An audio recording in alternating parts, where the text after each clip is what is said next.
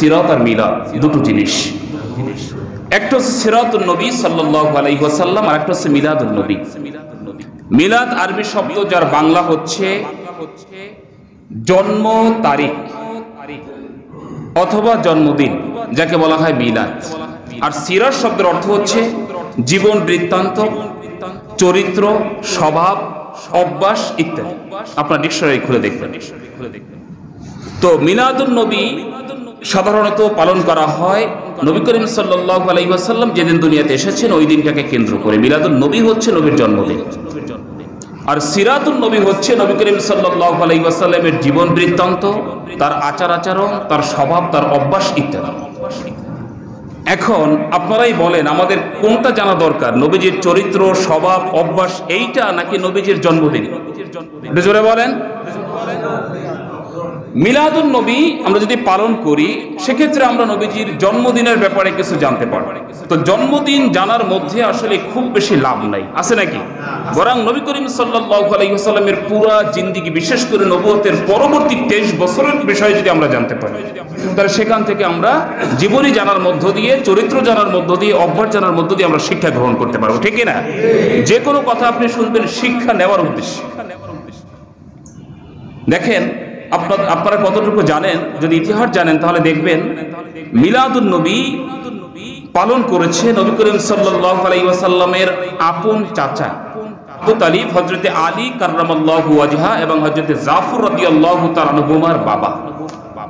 নাম কি? আবু তালিব। তিনি কিন্তু মিলাদুন নবী পালন করেছেন।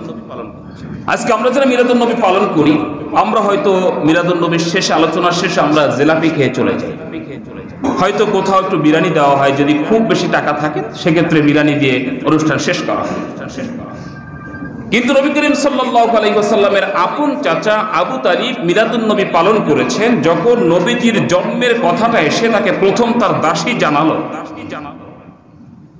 যে আপনার একজন ভাতিজা দুনিয়াতে এসেছেন, তখন আবু তালিব তার শাহাদাত আঙ্গুলি দাঁড় করিয়ে দাসীকে বলে দিল, তুমি আজ থেকে মুক্ত, তুমি আজ থেকে, কারণ এত সুন্দর একটা সুসংবাদ তুমি দিয়েছো, এজন্য তোমাকে মুক্ত করে দিলাম, তুমি আজ থেকে স্বাধীন।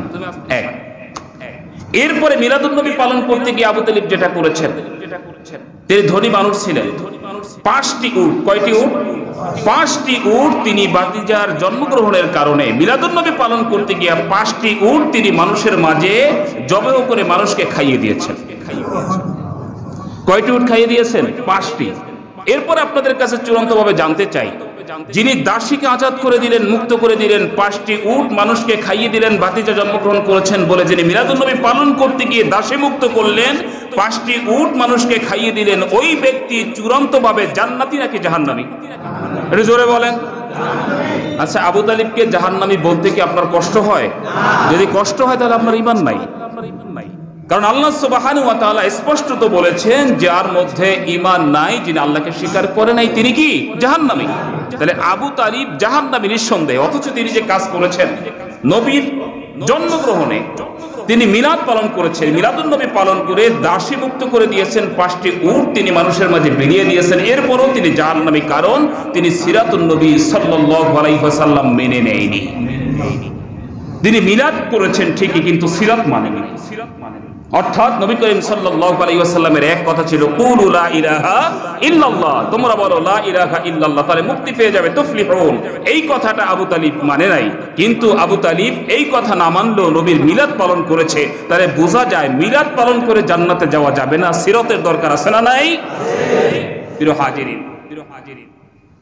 দেখেন আবু তালিবকে সাধারণ কোনো মানুষ নয়, তার দুজন পুত্র সন্তান, যিনি একজন হচ্ছে ইসলামের 4র্থ খলিফা হযরত আলী রাদিয়াল্লাহু তাআলা আনহু, আল্লাহ সুবহানাহু ওয়া তাআলা যাকে দুনিয়াতে বসে জান্নাতের সুসংবাদ দিয়েছেন। সুবহানাল্লাহ। দুনিয়াতে বসে যারা জান্নাতের সুসংবাদ পেয়েছেন তাদের সংখ্যা কত? 10 জন, যাদেরকে আশারায়ে মুবাশশারা বলা হয়। তার মধ্যে 4 নম্বরে হযরত আলীর অবস্থান। এরপরে আরেক ছেলে হযরত জাফর রাদিয়াল্লাহু তাআলা আনহু, যিনি মুতার যুদ্ধে শহীদ হয়েছেন। তার শহীদের সেই মর্মান্তিক কাহিনী আপনারা শুনেছেন। তার শহীদ হওয়ার, তিনি যখন শহীদ হয়ে যান, তার হাত যখন কেটে ফেলা হয়, ডান হাত, বাম হাত থেকে তিনি ইসলামের পতাকা উড্ডীন করে রেখেছিলেন। এরপরে যখন অন্য হাতটিও কেটে ফেলা হয়, তিনি বুঝতে পারলেন হয়তো আমার এই হাতটিও কেটে ফেলা হবে, প্রস্তুতি নিলেন। এই হাতটা যখন কেটে ফেলা হলো, পতাকাটা পড়ে গেল, ঝান্ডা পড়ে গেল জমিনের উপরে।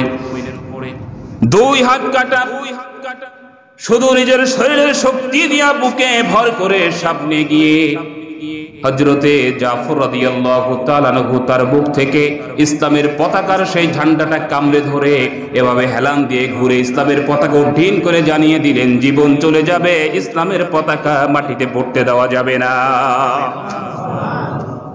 দুটো হাত কাটার পরে এক ব্যক্তি কিভাবে নিজের বুকের উপরে ভর করে তার কাছ থেকে দূরে থাকে ইসলামের ঝান্ডাকে কামড়ে ধরে নিজের শরীরটাকে বাঁকা করে ঘুরিয়ে যাতে করে ইসলামের ঝান্ডা উঁচু হয়ে যায়, এজন্য হযরতে জাফর ইবনে আবু তালিব যে দৃষ্টান্ত স্থাপন করেছেন, পৃথিবীর কোন সাহাবী এই দৃষ্টান্ত স্থাপন করতে পারে নাই। একদিকে আলী, অন্যদিকে জাফর রাদিয়াল্লাহু তাআলা আনহুমা, দুজন জলিলুল কদর সাহাবী, তাদের পিতা যার ঔরসে এই দুজন মহামানবের জন্ম হয়েছে, একজন আলী, অন্যজন হযরত জাফর রাদিয়াল্লাহু তাআলা আনহু। এই সম্মানিত দুজন সাহাবীর বাবা হয়েও তিনি কোথায় যাবে? একটু জোরে বলেন, কোথায় যাবে? কেন জাহান্নামে যাবে? কারণ প্রিয় নবী সাল্লাল্লাহু আলাইহি ওয়াসাল্লামের দাওয়াত ছিল কুলু লা ইলাহা ইল্লাল্লাহ তুফলিহু, তোমরা বলো লা ইলাহা ইল্লাল্লাহ, আল্লাহ ছাড়া কোনো ইলাহা নাই, তাহলে তোমরা সফলকাম হয়ে যাবে। কিন্তু সবাই মেনেছিল, আবু তালিব মানে নাই।